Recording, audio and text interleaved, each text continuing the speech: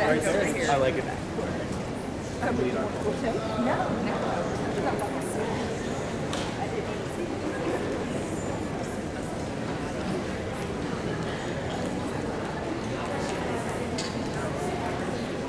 All right. Good morning, everybody. Welcome.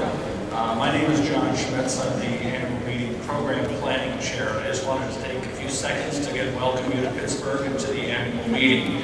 This is a really unique opportunity for both groups. I hope you take the opportunity, speaking for the ASHI people, take the opportunity to go to the band sessions and learn some of the pathology that goes on in concert with the work that we do in the clinical labs. I also wanted to just take a moment to recognize the enormous number of people that spend a great deal of time to put this meeting together. I specifically want to recognize the ASHI Band Steering Committee that really helped define some of the joint plenary sessions that we're having here today. So Mark Haas, Julie Idris, Alex Lupi, Michael Mengel, and Anant Tagore, thank you for your efforts in this regard. I also want to acknowledge the Program Planning Committee. The ASHI Committee is nearly 20 individuals that spend a great deal of time identifying the speakers and putting the sessions together. Thank you all for your efforts in that regard. There's a huge number of people that are involved in reviewing abstracts, planning the award sessions, so on and so forth, so thank you for that. And lastly, I want to acknowledge the staff at AH for the incredible job they do pulling this all off. This has been a challenging one this year with the larger size and the greater number of sessions. So I want to just specifically mention to Kathy, Mandy, Cheryl, Shana, Jessica, Caroline, Victoria, and Melissa, thank you all very much for your efforts. I know you're going to have a busy week, but I wanted to thank you up front so we have a nice crowd here to acknowledge you for all the work you do. So now it's my pleasure to introduce our keynote speaker for this year's meeting, Dr. Robert Montgomery. Dr. Montgomery is a professor of surgery and director of the NYU Langone Transplant Institute. He received his MD with honors from the University of Rochester School of Medicine and a Doctor of Philosophy from Balliol College at Oxford University in molecular immunology. Dr. Montgomery completed his general surgical training, multi-organ transplant fellowship, and a postdoc fellowship in human molecular genetics at Johns Hopkins University. And for over a decade, he served as the chief of transplant surgery and director of the Comprehensive Transplant Center at Johns Hopkins. Dr. Montgomery was part of the team that developed the laparoscopic procedure for live kidney donation, a procedure that has become standard throughout the world. He and the Hopkins team conceived the idea of domino-paired donation, the Hopkins protocol for desensitization of incompatible transplant patients, and performed the first chain transplant started by an altruistic donor. He's considered the world expert on kidney transplant for highly sensitized and ABO incompatible patients who are referred to him for the most complex cases. Dr. Montgomery has had clinical and basic research support throughout his career. His academic interests include mechanisms underlying the immunomodulatory effect of plasmapheresis, tolerance protocols, including simultaneous solid organ and bone marrow transplantation, and gene and cell-based therapies. Among his awards and distinctions include a Fulbright Scholarship, the Thomas J. Watson Fellowship, memberships in Phi Beta Kappa and Alpha Academic Honor Societies. He's been awarded multiple scholarships from the American College of Surgeons, the American Society of Transplant Surgeons, and the National Kidney Foundation of Maryland has recognized his contributions to the field of transplantation with the Champion of Hope Award and the National Kidney Registry with the Terasaki Medical Innovation Award. So join me in welcoming Dr. Montgomery as our keynote speaker.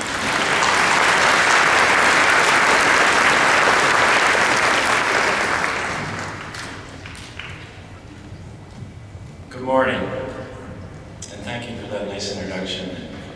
I want to thank the organizers for inviting me.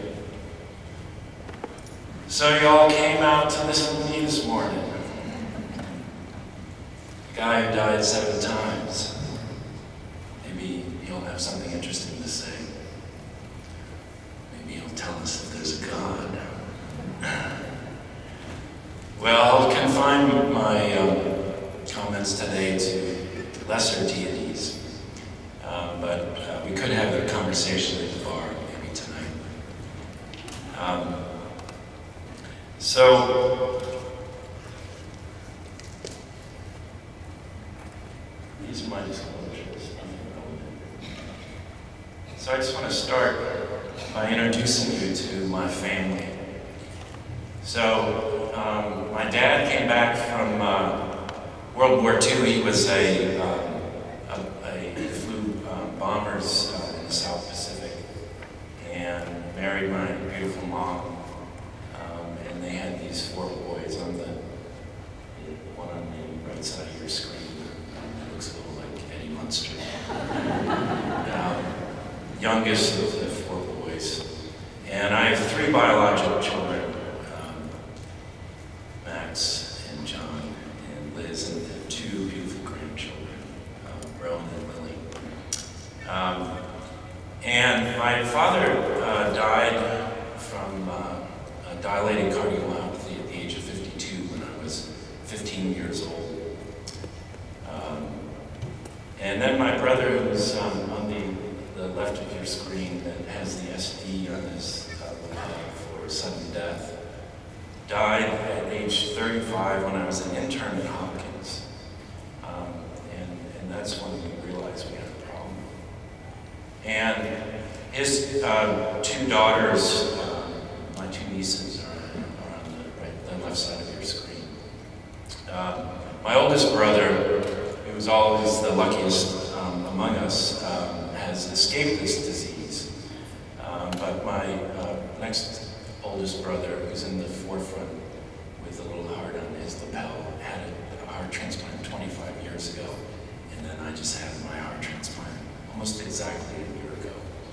And we know that my 3 biological children have the allele, the mutated allele for the disease, and as well as my 2 nieces. So this is sort of the timeline, the progression of my story and my disease. So I mentioned my father's death in 1976, and then my brother's sudden death in 87. Our family formed a foundation, actually, that started to raise money for research, genetic research.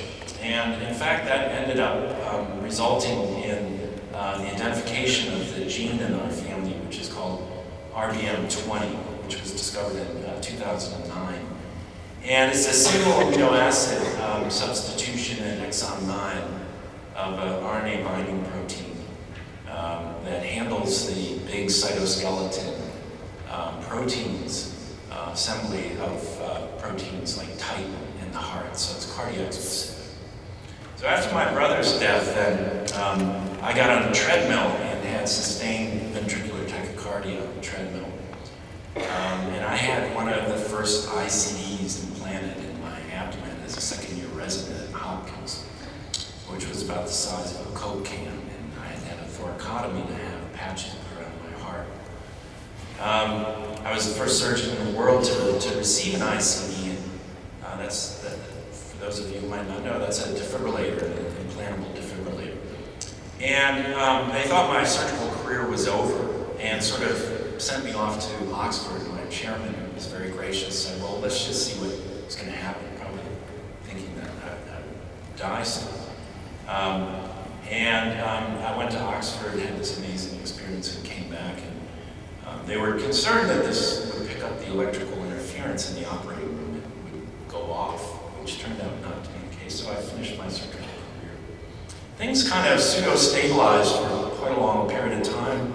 I had a family, did many things that were mentioned in my introduction. And then in 2010, I was in the mountains in the Andes, and I had sustained VT and a syncopal event and was shocked. And then, believe it or not, I continued to go back there every year in the middle of nowhere. And in 2017, I collapsed up in the mountains with a pseudomonas sepsis and cardiogenic shock with an ejection fraction of 10%, and was on a ventilator in a coma for 3 weeks before they evacuated me and brought me back. I had to learn how to walk again, talk again, all the basic stuff. Lost 45 pounds. And then was okay for about a year when I went to a Broadway show, School of Rock, and I had sustained VT about 20 minutes into the show. It was quite a scene. And had multiple shocks. My defibrillator didn't work, prolonged CPR, broken ribs, broken spine from CPR. But kind of shook that off and recovered from that. But then went on to develop some heart failure symptoms. And then I was in Italy giving a talk in August of 2018. And I had ventricular tachycardic storm, and I kept arresting. And I went to this little hospital in the middle of nowhere, and the priest was the first person who greeted me in the last rites. But somehow I made it through that. Flew back with one of my good friends. The Italians were so great they left my IVs, and I signed out AMA the next morning and said, look, I gotta get back to the States and get a heart transplant. And they left my IVs and gave us all these resuscitation medications to take on the Lufthansa flight back. Anyway, so just a year ago, then I had my heart transplant. So I'm going to tell a series of stories, and this is the first one. And this is a curve of the deceased donor deaths from drug overdoses by calendar year in the U.S. Okay, and I'm going to take you all the way back to 1999. And there's a little excerpt in the middle of the graph from my op note from this patient that I transplanted in 1999 with a CDC high-risk donor, IV drug user who was an 18-year-old. And the paragraph just tells you sort of about the balance of risk, the argument that I went through in my mind and in the discussion I had with the patient. But at this time, remember, there was no NAT testing, there was no nucleic acid testing, so we were dependent on serologies. So there was a long window period. So somebody who was found with a needle in their arm, they could test negative for HIV and hepatitis C, but the window period was 3 to 6 months, so they could have been infected before. So this was controversial back then to use these organs, and actually the senior people criticized me quite a lot for using these organs in this young woman who had terrible type 1 diabetes and was going blind and was going to die young, and I thought it was a reasonable thing to do. So when I then became chief, I really started to focus on this, all these organs that we could potentially use that were being discarded. And so Dori Segev's group really tried to drill down and see exactly what the risk was, because I felt like a lot of what we were dealing with was emotions. It wasn't based in facts. And so they were able to determine that the risk for HIV transmission during the window period, now we're fast forwarding a bit, now NAT testing, we did a lot, actually, Dori did a lot to get NAT testing throughout the country, because that was a very slow process. But with NAT testing, the risk was about 5 in 10,000, which is about the risk that you take on if you donate a kidney or drive a car, okay?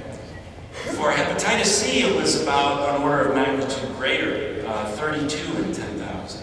But still, we all know what the risk for our patients of dying waiting for an organ is. And so in certain patients, the balance of risk favors using these organs.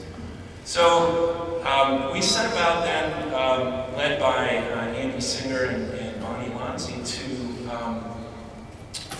really try to utilize these organs from CDC high-risk donors. And during a period of about a year and a half, we did 50 CDC high-risk kidney transplants out of the 175 kidneys that were performed without any seroconversions. And I think when this paper was published, people really started to think much harder about using these organs. And then at about the time when these organs, looking at what the actual risk was, and then a group, using a lot of these organs, coming out, we saw this exponential increase in the number of deceased donors from drug overdoses. The opioid epidemic had started in the US. And 25% of those donors were hepatitis C positive. And 50% of those Hep C positive organs were being discarded because there were way more Hep C positive donors than potential recipients who were Hep C positive. Wonderful organs being discarded. And in 2018, there were almost 50,000 overdoses in the US. That's more than the number of people who died in car accidents.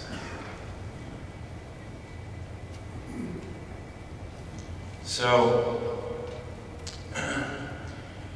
this gentleman, Niraj Desai, who was one of our surgeons at Hopkins, had been coming to me, over the years saying, hey, what do you think about using hepatitis C positive organs and hepatitis C negative recipients? Well, at the time, we were still, in the pegylated interferon, ribavirin era. But in 2011, this new class of drugs started to be tested clinically, the direct acting antivirals. And that was the game changer, because this was now a cure for hepatitis C. And so Niraj and Christine Duran started this trial and did the first Hep C positive kidney into a negative recipient. And did 10 transplants. All of the patients cleared their virus, and there were no significant adverse effects.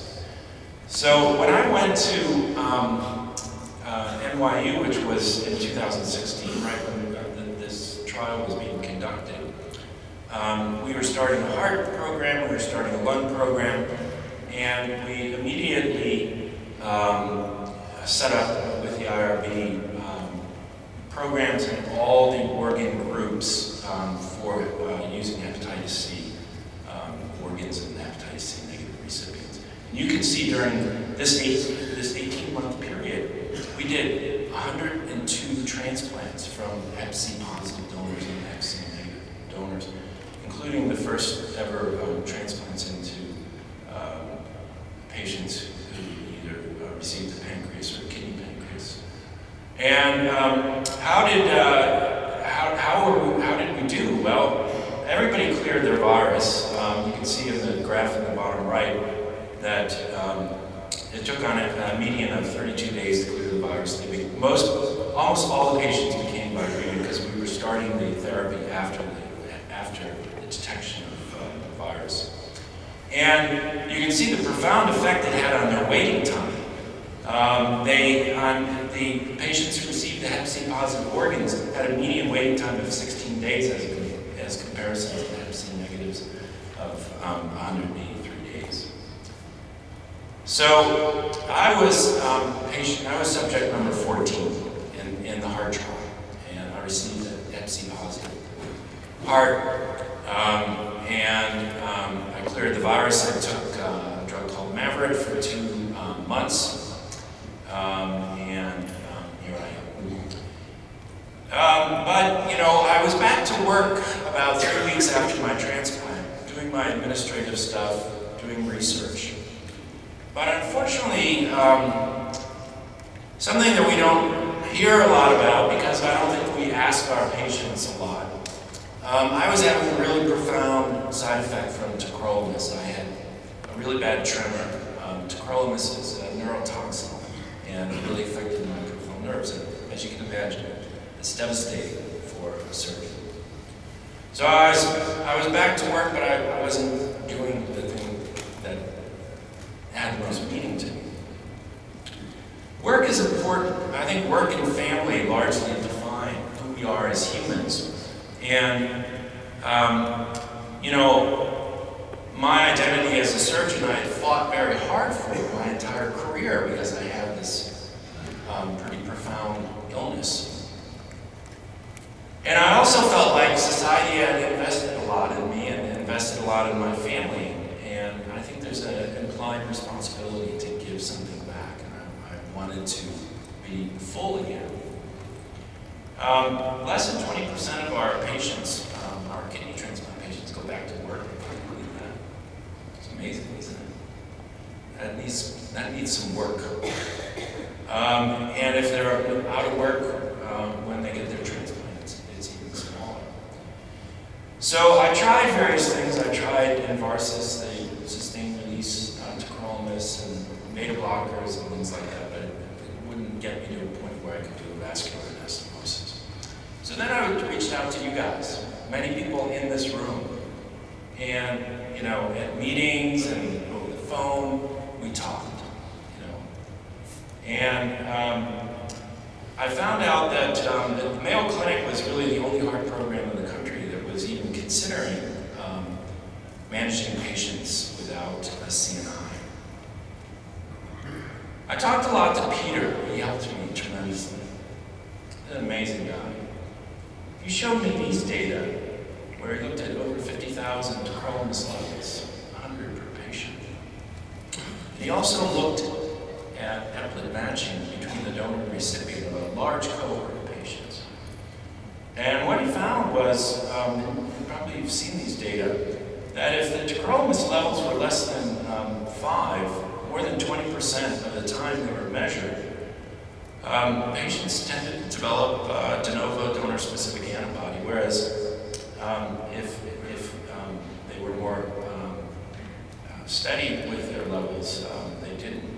And he identified these different risk groups for alloimmunity based on the eplet matching. And of course, if you were low risk,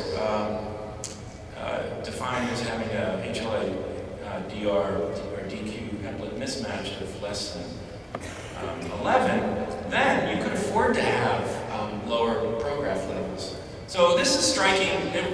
Personally, it was striking for me because it told me something important. So I needed to find out what my eplet match was, and if it really made sense for me, to try to switch immunosuppression. Because basically, I was sort of, everybody, would say to me, "Oh, you're doing great. Why would you ever want to do that?"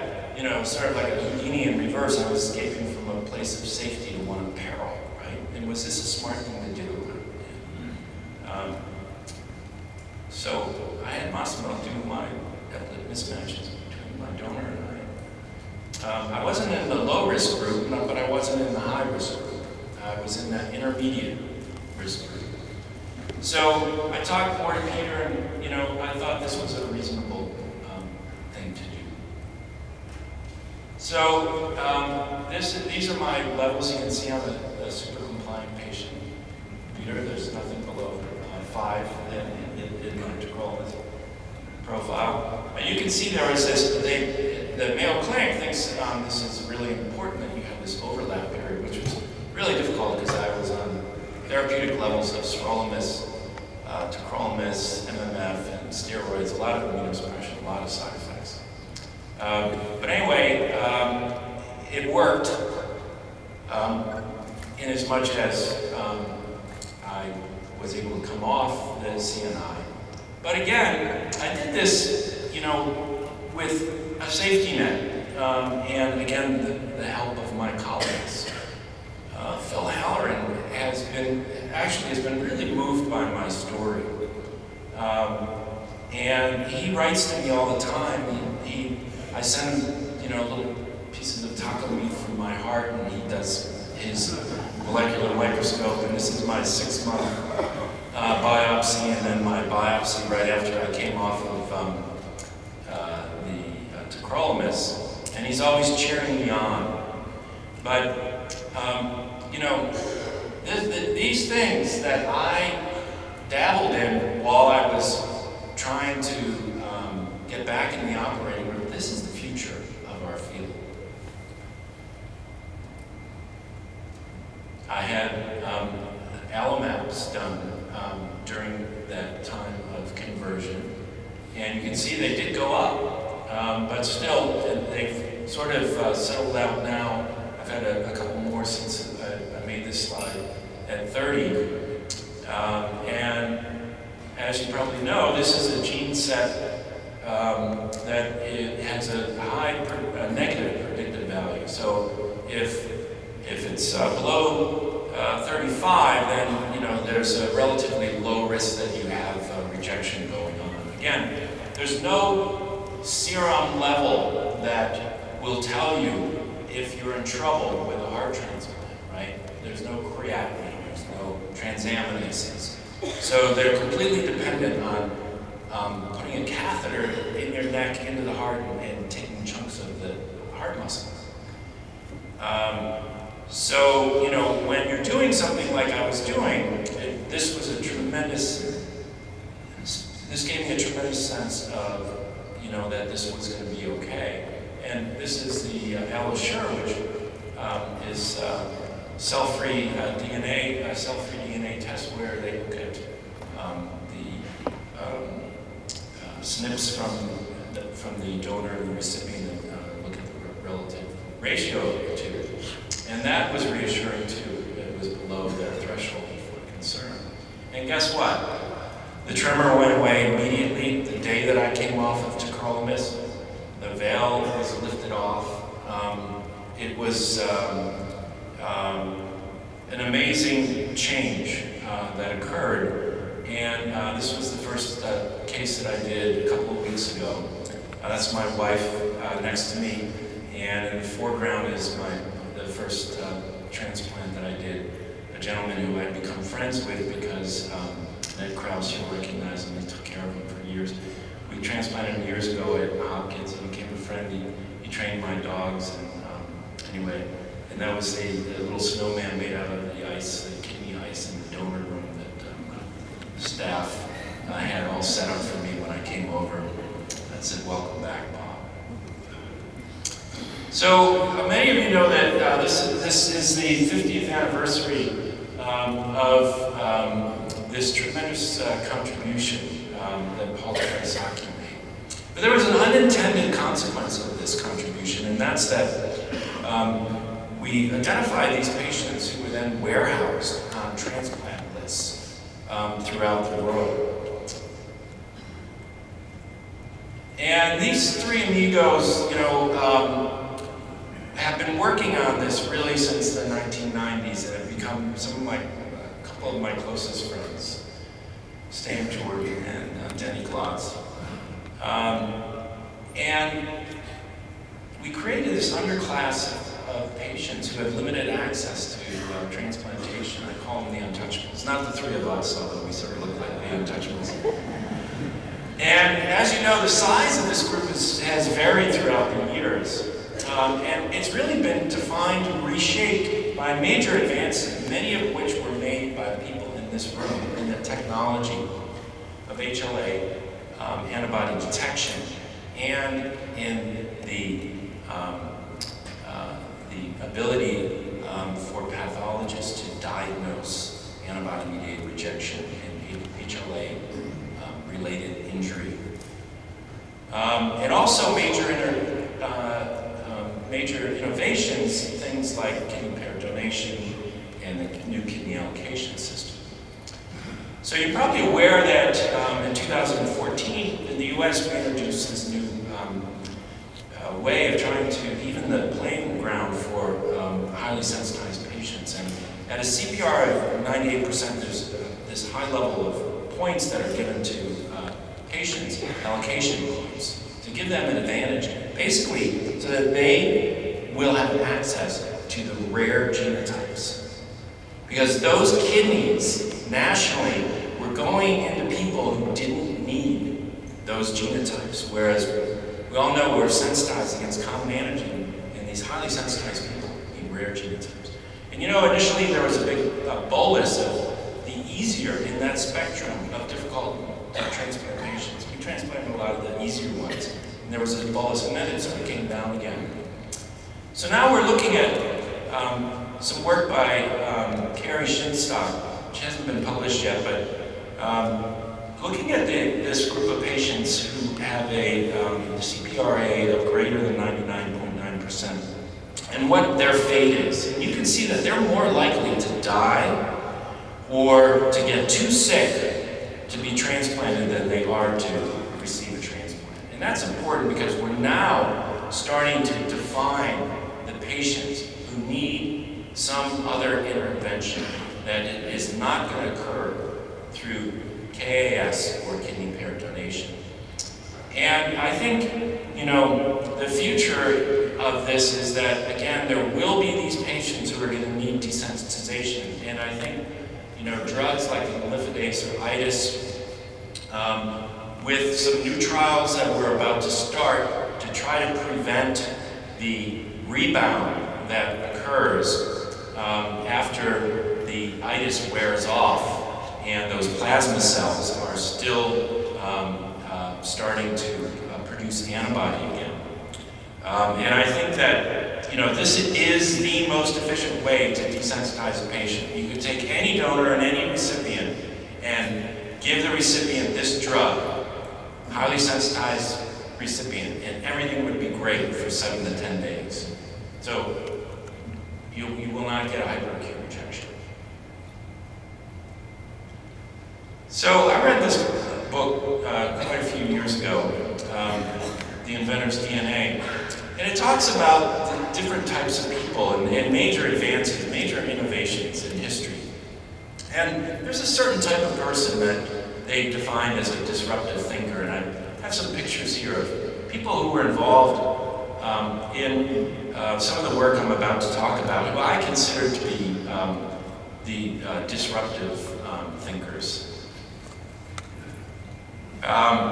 In 1995, Lloyd Radner and Lou Cavussi pioneered this new operation, and I was lucky enough to sort of come along for the ride with them. And you can see Lloyd and I, one of the early lap nephrectomies. And you can see what happened to the number of live donor transplants that we did at our center once we started to do this procedure. And this has been adopted throughout the world and has really revolutionized donation. This young woman was at one of Lloyd's lectures on the laparoscopic nephrectomy. And she had been thinking about donating her kidney, but didn't know anyone who needed a transplant. And then when she heard that there was this new breakthrough in the technique that made the recovery for the donor much easier, much better, she said, okay, I'm going to do this. So she came to Hopkins with a publicist. She wanted to start a revolution. She said, I want to give my kidney to anybody who needs it. And so we allocated her kidney to this 13-year-old child. Now, there was no roadmap for this at the time. So the next day, guess what? She was on the evening news and everything. We had 50 people call and say, I want to donate my kidney to anyone who needs it. And so we started to say, okay, we're going to give them to our kids, right? Makes perfect sense, right? But we ran out of kids. So at the same time that we were going through this, we also had started this incompatible program. And there was a eureka moment where we thought about this, which is, what about if we have a non-directed donor, an altruistic donor, give to a recipient who has an incompatible donor, and then that person can give to the person at the top of the list. And we started to expand those chains then through various iterations. And it got a lot of national attention, and W, invited us to the Oval Office. We had the ceremony. It's a funny story. I'm holding up that T-shirt there. It says, "The miracle shop never closes." Transplantation at Hopkins, and the White House had sent a bus to come and pick me up. I was a bachelor at the time, and I was living in this loft. And one of my friends ran out and said, "Hey, it's time to go." And I said, "We don't have a gift for the president. I can't believe I didn't think of that." So I said, "Well, what about one of those tie-dye T-shirts that we made?" And so I went, and looked, through some drawers, and it's like, oh my God, I can't, And then I looked in the hamper. Anyway, yeah, you guessed it. So today, you are not 15 individual doctors, you are one team of surgeons representing this hospital. Is everybody clear on that? Why are they needing so many doctors for one surgery? Because it's not just one surgery, it's 12 surgeries. 6 kidney transplants and 6 ORs, all at the same time. Paired matching kidney donation. Just 6-way swap. 6 people donate kidneys to total strangers. 6 people get kidneys from total strangers. 12 people walk away happy. Paired matching kidney donation, otherwise known as pseudothalamic surgery.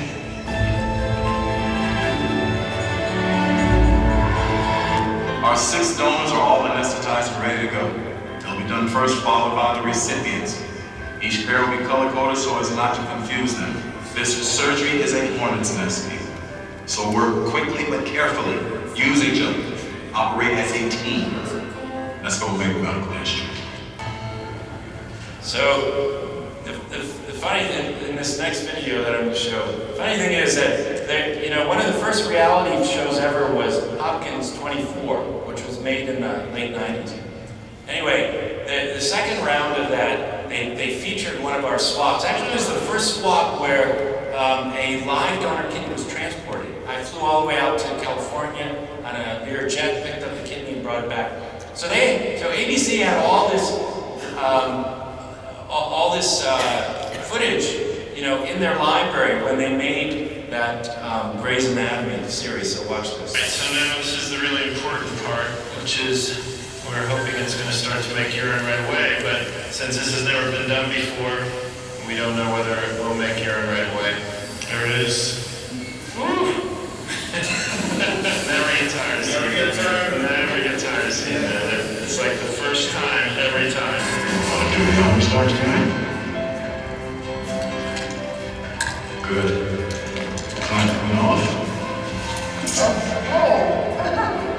That's quite a geyser of urine, sir. That makes a good old job right. Never get tired of seeing that. I made no money on that. So then one of my colleagues, Michael Reese, said, okay, this is great. You're doing all these, you're using 12 operating rooms at Hopkins. Where else could you do something like that, doing all these chains simultaneously?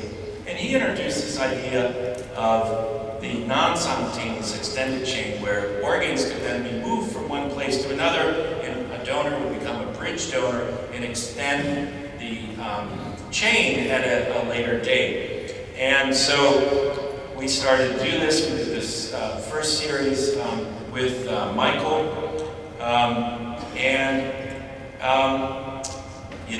then we moved on to other things. We were happy about this.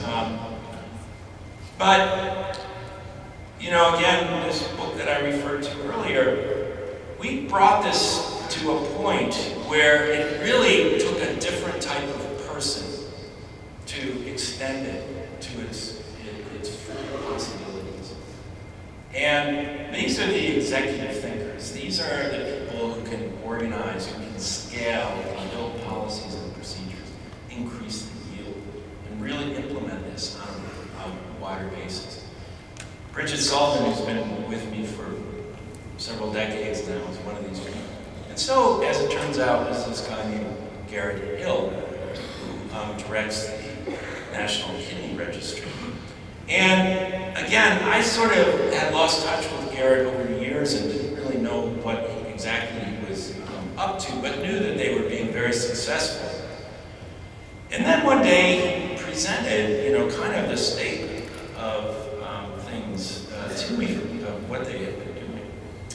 And this is an amazing example of scaling and delivering an innovation so that it is accessible to people. And these are sort of the 4 pillars of what they do. They provide protection to the donors with insurance and things like that, things that we've been asking our government to do for years. They've automated the workflow. They use, algorithmic approaches to doing the matching. They figured out what edges to weight and things like that. But the really interesting thing that they had developed, and this was because they kept having chains that failed. And so this is how an executive thinker thinks. Like, okay, what can we do to fix this? So they introduced this idea of a voucher, standard voucher. So let's say you have a couple, and they're the only caretakers for each other. And so they're like, well, this is going to be really difficult for both of us to be patient gives a kidney to the other. So this idea was that the donor could just donate to the pool, and then at some time within the next year, after the donor had recovered, then the recipient would get a kidney. Right? And then they started doing family vouchers. So Garrett was, I think, the second person who did this. He has a daughter who has a kidney transplant, and will probably need another one in the future. She will. She's young, and he was like, well, I'm fit. It looks like a Disney prince or something. I'm in good shape now, but who knows, like next year that may change. And so he donated a kidney, and his family gets a voucher. And they're constantly looking at the liquidity too, to make sure that they're not overextending themselves. Very interesting concept.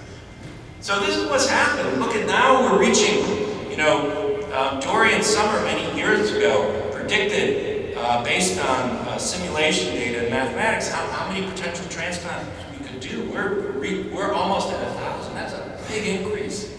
These transplants wouldn't have occurred. 2/3 of them now are with the NKR. And look at this. So now with the introduction of the standard voucher and the family voucher, the chain lengths have decreased because they're starting more rapidly, and the swap failures have decreased.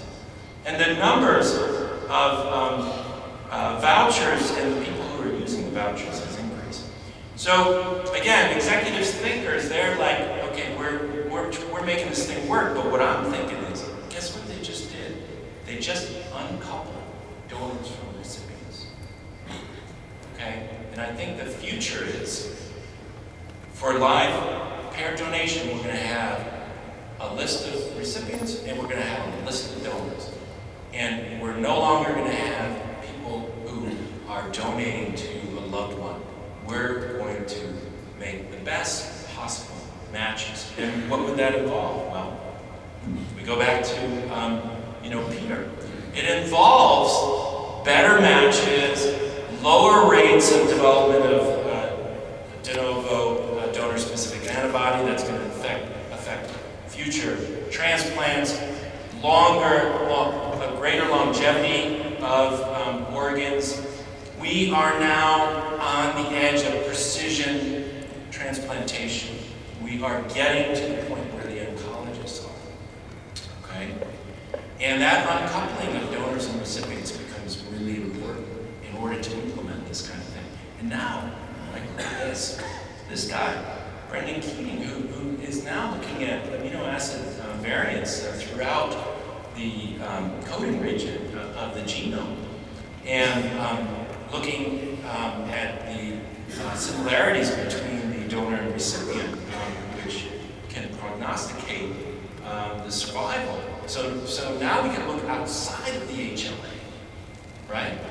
And sequence outside of the HLA, and greatly increase our level of producing more compatibility between a donor and a recipient. And then I have to mention these two because I think these two really, Alex and Carmen, you have really changed the landscape.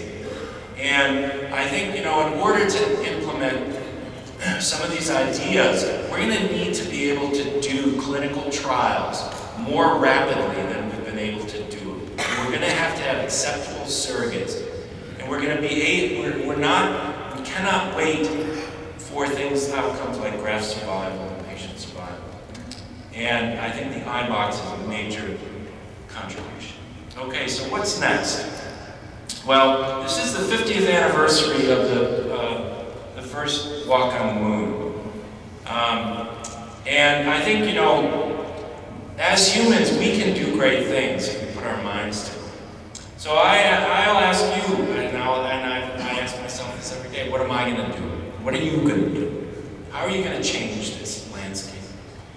I came across this life expectancy curve, which is pretty amazing, really. And I don't know if you've seen, if you've gone on that app where you can figure out what number person you are to be born since mankind. But they have the population curve. And the population curve you could pretty much overlay. So for millions of years, the population of the world was about 500 million. And then suddenly, in like the 1920s, it just goes exponential. And this is why, because our life expectancy went exponential right about that time. Now, what happened in the 1920s? Well, there are a lot of things, antibiotics and things like that, but how profound that is. And look what the life expectancy was just 100 years ago, 30. So I'm very aware of this because I shouldn't be here, really. And I'm also very aware of my impact on the world. I'm trying to go carbon neutral. I'm doing a lot to try to change the way I think and do, because I feel like, you know, I've been given this great gift, and, you know, it's important to keep that in mind. And everybody in the room, all the gray hair in here, I mean, this is a profound thing that's happened in our lifetimes. So, what is the next moonshot? Well, I think it's the number one unmet need, which is about 40% of our patients never make it across the finish line, okay? And I was in that lucky 60% group, but it didn't have to be that way. So, it's organ supply at the end of the day. So this is where I'm focusing now. And I'm focusing on two areas. One is bioartificial organs, and the other is xenotransplantation. And, you know, we have bioartificial organs now that are pretty close to be pretty advanced near testing, the testing stage. And these are scaffoldings that have human cells laid on them. You can imagine that it doesn't make a lot of sense to really test these in pigs because they've got human organs, or they've got human cells laid on a pig scaffold. So that's going to be a challenge. How are we going to test these organs to even do like the initial tests? And then xenotransplantation, you probably know with the innovation in CRISPR, we've been able to knock out the important glycans that the enzymes for which we lost during evolution, and so we have preformed antibodies against those glycans. And we've been pretty effective about knocking them out, probably 95%. But there is some cross-reactivity between HLA and SLA, the swine leukocyte antigen.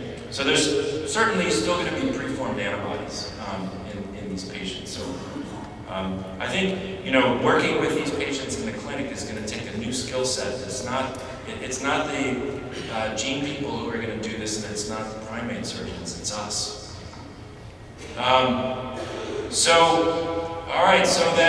But you know, still, one of the big problems that we have right now is that most of the preclinical primate work has been done with preconditioning and immunosuppressive regimens that have not been tested in humans, and that's a big problem. And the results have been inconsistent. And so we do have organs now, kidneys and hearts, that are out, you know, to a year and a half. But 50% of them are lost fairly early on. And then, you know, what are we going to use in the first human trials for immunosuppression? Because again, you know, the preclinical data has been done with drugs like anti-CD40 ligand and anti-CD4 and CD8 and covert viper venom and all these different drugs. So one of the things that we're working on now, and we're about to start this trial, is to come up with an immunosuppressive regimen that could work in xenotransplantation. And we think that the highly sensitized patient is actually a great model.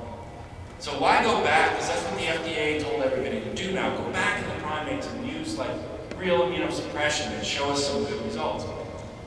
I feel like the highly sensitized patient is a preformed antibody. They have a primed immune system against HLA, against some novel antigens as well. That's a great model to test new immunosuppressive regimens. So we came up with this tolerance protocol because I think it's going to require tolerance because this response, the xeno response, is so strong. Using bone marrow plus itis plus belatacept, Velcade, these things that we think are going to be good plasma cell therapy and also maybe block the peripheral lymphoid response when you deplete long plasma cells. So we're about to start this trial. So at the end of the day, the work that Xeno's been done in primates, right? That's a giant leap to go from a primate to a human being. How are we going to do that? Who's going to volunteer for that? Actually, I think if it was a little more advanced, I would volunteer for that. But still, there are a lot of people who I think would feel a lot better if there was some other way to do this. Maybe we're not using the right monkey, right? That's one possibility. We need a monkey that's more human-like. I came into the transplant center at Hopkins one day, and this was on the screensaver for all of the computers in the building. Thank you, Dory Seged. I don't know if you heard that. But anyway, so how about the recently deceased donor? Is that an acceptable intermediate where we could do some research, in these high stakes, highly exploratory studies like xenotransplantation, like testing the bioartificial organs? Well, is that going to be okay? Well, we currently, consent families of brain-dead donors to use their organs for research, right? And we have an established practice of anatomical donation. We brought together, and others, ethicists, legal experts, religious leaders who weighed in on this, and felt that it was ethically acceptable, but it had to be done, obviously, in a transparent and open manner. And we have to be very careful about negative attention. So this has to be given great thought. We've discussed in patient focus groups the concept of xenotransplantation. I've become very much a patient advocate, and patients really feel like they want to have something in between the primate and the first living humans. And the FDA also is concerned in terms of issuing an IND. So this is what we've envisioned, and this is the trial that we're about to start in recently deceased donors. This is an ex vivo perfusion model with artificial lungs. You can see in the bell jar, and the recently deceased donor's blood is circulated. They're on life support, circulated through the lungs, and various tests are done on the lungs to determine what sort of a response there is to human hemodynamics and the human immune system. And we plan on doing the same thing with xenotransplantation. And you could probably do about a 48 to 72 hour study. So we're gonna enroll 10 recently deceased donors soon. So now for something completely different. While I was going through my transplant and going through some dark times, my wife found these old love letters that I wrote to her because we had this sort of Victorian courtship for a couple of years where we wrote letters to each other. And anyway, so she took these letters and sat down with the composer and wrote a song cycle. It's called Notes from Robert. And I'm just going to show you a brief excerpt from one of those.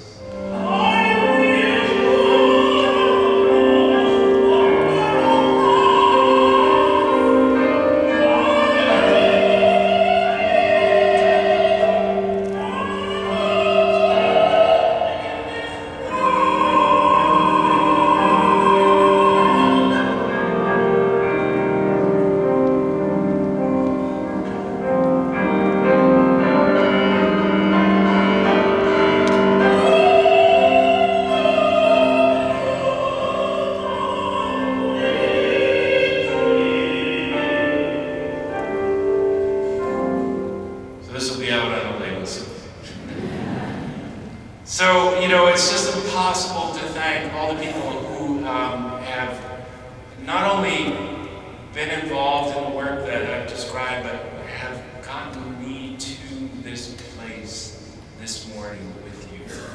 And these are just a few of them. And I want to call out, Lorraine and Mark and the pathologists who were part of that Camelot experience that we had at Hopkins, Ed Krause. Karen Kane, who passed away a couple of years ago from colon cancer. Andrea and Susie, Annette, all of these people who gave so much. And these amazing people who influenced my life, my mentors, Professor Shen's father of transplantation in China, Tom Stars, and Paul Terasaki, Joe Murray, who I was the Murray lecturer the year that he died, and we had this wonderful opportunity, my wife and I, to spend an evening with he and his wife, who was an opera singer as well. David Sachs, who's doing some amazing tolerance work. Mel Williams, who was one of the people who started this whole thing and then needed a kidney transplant. And I had the honor of doing his kidney transplant when he was 84 years old. He's now 91 and he's doing great.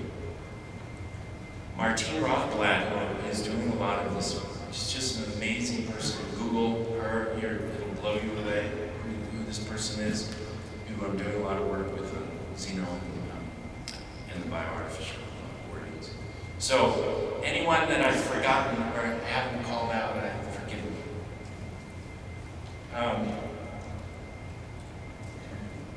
It's also the 50th anniversary of this movie, which had a big impact on me when I was just watching it with my brothers.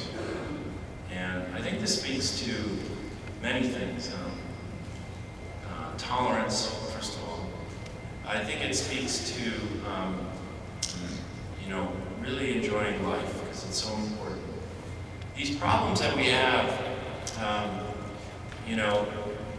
the bulk of the work that I described, it's kind of fossil fuel, right? So we've made it more efficient, we've made it better, we've made it more efficient, these various innovations and everything, but we will never solve the problem of organ availability through those techniques. So artificial organs and xenotransplantation, they're the wind and the solar power. They're the future.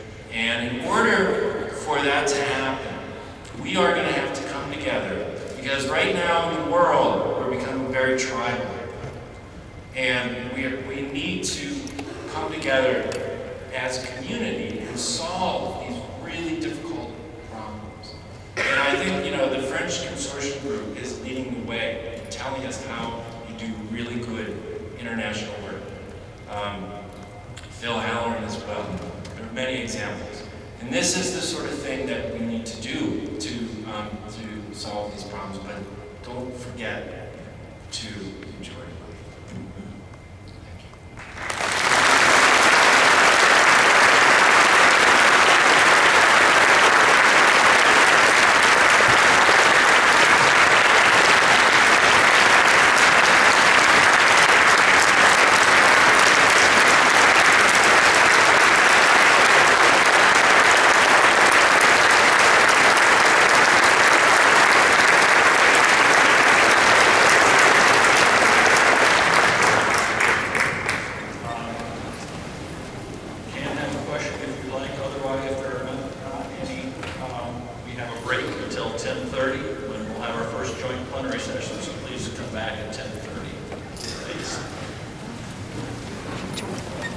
So Bob